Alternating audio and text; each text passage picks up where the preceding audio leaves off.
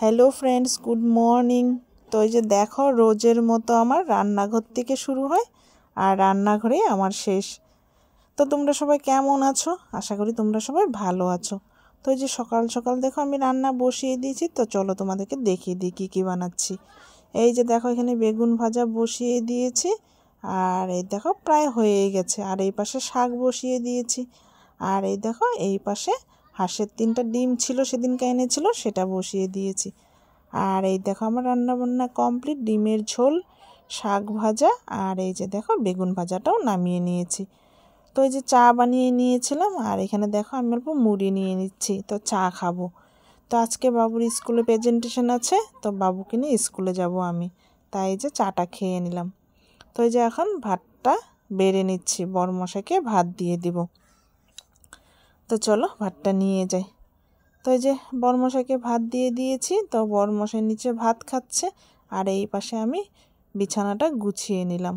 তো বিছানার চাদরটা চেঞ্জ করে নিলাম আর এই দেখো এখানে আমার বিছানা গুছানো হয়ে গেছে। তো এখন স্কুল যাব। তো চলো রেডি হয়ে নিই। তো এই যে দেখো বন্ধুরা, স্কুল চলে গেছিলাম আর এই যে এখন বাবুকে নিয়ে ঘরে চলে আসলাম।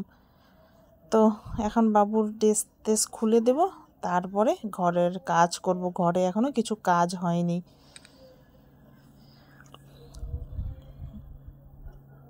তো এই যে দেখো কাপড় সাপড় ছেড়ে এই যে চলে আসলাম। এই দেখো এইখানটায় কি করছি আমি। তো এইখানে দেখো জল দিয়ে পুরো মাটিটা ভিজিয়ে রেখেছিলাম, তাই এখন শাফল দিয়ে মাটিটা অল্প অল্প কুঁদে নিচ্ছি।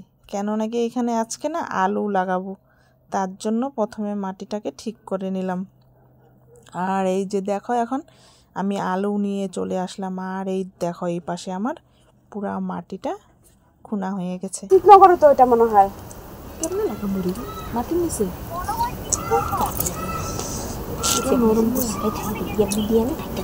গেছি তো বহুত আগে, ভুল গেছি, কিন্তু নিয়ে যেতে পারো।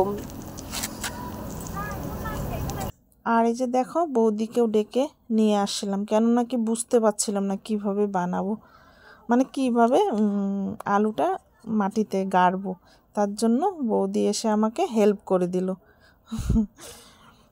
আর এই দেখো আমরা দুইজনে মিলে সবটা করে নিলাম।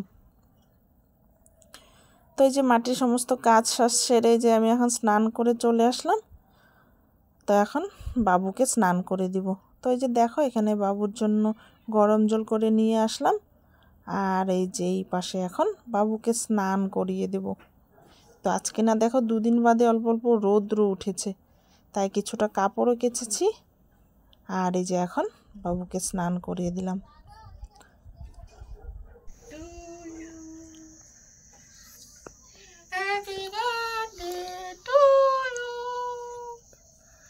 হ্যাপি বার্থডে ডিয়ার বিবেক। তো এই যে দেখা সন্ধ্যা হয়ে গেছে, চা বানিয়ে নিয়ে আসলাম আর এই দেখো বোন আর বড়মশাই চলে আসছে, তাই এমনি একটা কেক নিয়ে আসছিল, তাই বাবু এমনি এমনি হ্যাপি বার্থডে করে নিল। সত্যিকারে আজকে বাবুর জন্মদিন না। তো এই যে দেখো কেকটা কেটে সবাইকে খাইয়ে দিল।